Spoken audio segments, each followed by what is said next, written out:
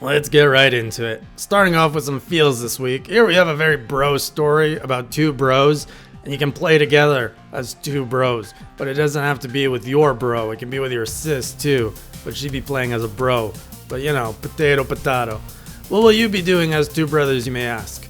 Well, puzzles and adventuring, of course. I don't want to speak too soon, as we're only on the second title. But wow, still haven't hit any of our typical 3 genres so far, and I'm surprised. Here's a fishing game that knows what's up.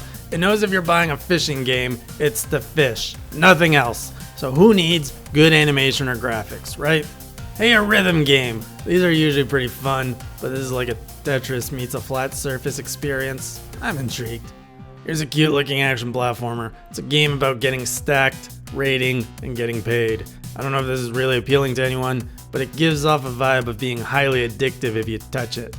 Ah shit, a first-person horror game set in a children's world. We got some creepy humming shit in this trailer. The effect is probably lost on all of you because I'm laying down some techno beats over this, but you should thank me for that. Here's a little indie guest star compilation if you're into those, in this arcade puzzle game that's all about knocking blocks and smacking your opponent.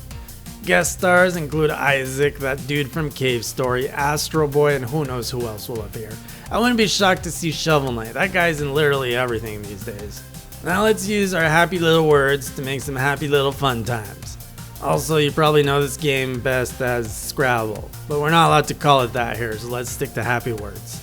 What is this game? It looks Minecraft-y, but with vehicles. In fact, I think that's exactly what this is. It's Minecraft Cars. I'm surprised Minecraft hasn't thought about this yet. 2 rhythm games in the same week. What's happening here? This looks pretty cool actually, but I have no idea what's going on. Looks like you have to keep the rhythm in your moves as you navigate through some puzzles or something. Either way, catchy tunes. This game gets points for some quirky art. I like it. Man, this week's show is much better than last week's. So this game's all over the place. It has an arena mode, a campaign, but a build mode too, but it's self-described as a co-op action RPG. I'll tell you what, one of you get high and play this with a bud and tell me how it goes. Actually, only get high if you're living in Canada because Canadians are woke while most of the world still frowns upon the devil's lettuce. Now this game is the bomb, the Dynabomb. Seriously though, how have we not come across any waifu zombie or space games yet? This is all too suspicious. As for this game, well, it's your standard low quality looking 2D platformer. Here we have a simple game where you kill things in a war vehicle of some kind. Kinda lacks that exciting flair that most games have. Oh, another dungeon crawler action adventure. There seems to be a lot of these out there, but at least this one has a ton of pretty animations, or yeah, that's about all I can say about it. Oh no. We're still doing these game compilation things. We all learned that these are usually just a collection of shit by now, right? Oh, looks like it's just a bunch of mini party games. Weird marketing. Could have just said it's a party game instead of it's 30 for 1. Nobody falls for that anymore. Here's another of those isometric view shoot shit game, except this time it only focuses on boss battles. That's right, none of that filler shit we usually see between bosses. Unfortunately, there are only 6 bosses in total. That's like $1 a boss at the price this game is at. Ever wish you could play as a kitty in a power suit of death and destruction? And don't you just get so tired of all that color in games?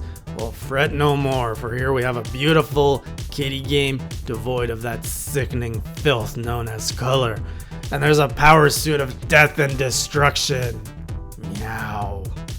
Well, this looks disgustingly cute, like way too cheery. It's hurting all of my angst. But don't let the cuteness fool you though. You actually play as a band of terrorists that band together and terrorize the city and destroy it. Not so cute now, is it? Let's slow things down a bit. Now the puzzle game that involves jewels and stuff. I couldn't find a proper trailer for this game, so check out this person playing it in handheld mode. Oh, it's everybody's favorite time of the show because it's the only thing that repeats each week. It's the Arcade Archives. This week it's Alpine Ski, and hey, I actually remember playing a version of this on the good old Atari. This is a different 2D puzzle game, and it's set in a creepy kind of world. It's all about collecting the lights and combining them to birth Dr. Light. Okay, that last part wasn't true. But it does sound more interesting that way, doesn't it? A simple art endless runner. Did not miss seeing any of these last week. Honestly, this looks like a student's 3D animation project.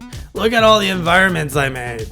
Ugh, how does this stuff keep making it onto the eShop? I swear it has no standards anymore. Kinda like myself. Card game meets dungeon crawler kind of game. I don't really know what's going on here, but it looks like a pretty deep kind of strategy game. Points for Pokemon-esque pixel art. It's a puzzle game where you have to collect these move gems or else you get Thanos, aka turn to dust. Here's Pixark, the most bastardized version of the word pixel I've ever seen. It's a nice alternative to Minecraft if you wanted to try something new though. Really? Another soccer game?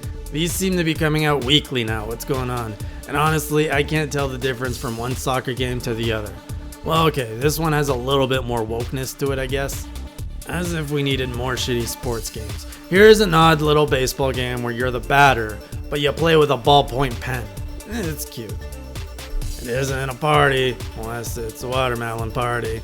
In all honesty, this looks like one of the worst parties I've ever been invited to, and that's coming from a guy who's been to a party with RGT85. This game feels too real. It's all about controlling military robots to disarm bombs in various locations. At least it's something different, I'll give it that. Lastly, we have the summer chore known as mowing turned into a party game, mowing and throwing. Except in this game, you can be a bitch and check things at your neighbor.